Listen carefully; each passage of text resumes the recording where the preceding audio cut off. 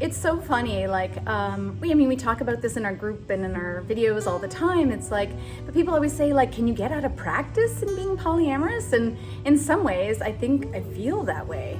Like I've been, busy doing other things that I haven't really been focusing on dating and meeting anybody new. And so, I think I mentioned in one of my last ones that I did recently meet someone in Montreal. We had a couple of dates, an online one and one in-person one, and we were keeping in contact and we had really great communication. And then since I've been here in Toronto, I really haven't heard from them much. And I don't think I'm being ghosted. I know there's lots going on. They have a bunch of things that have been stressful for them personally. And so I actually just sent them a message. First I sent them a message on Instagram because we were connected there, and it said that they couldn't receive messages. And then I just sent them one on Facebook, and then I'm like, oh my God, am I one of those people? But in the message I said, like, hey, I haven't heard from you a while, and there was some weird things happening with your message. And so I just wanted to reach out in case you did in fact like change your accounts, so if you're not seeing each other in person a lot, if you're not in the same location, which we aren't, we're like hours away, there's probably other things that are going on. So I said, if you aren't interested in continuing chatting, then that's totally cool. Just let me know. And I think that's a really good way of handling it. But now I'm curious to see if they'll respond. And then the other thing that came up is somebody else that I met when I was in Montreal that I've seen also maybe twice, just because of schedules. They travel with work, and I'm back and forth between the city, and it seems like we never seem to be able to connect, and we actually were able to meet each other here in Toronto because they're here for work.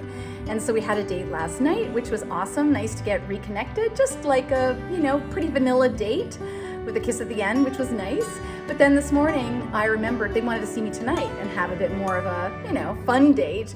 And I was like, ooh, what do I think about that? I feel so out of practice.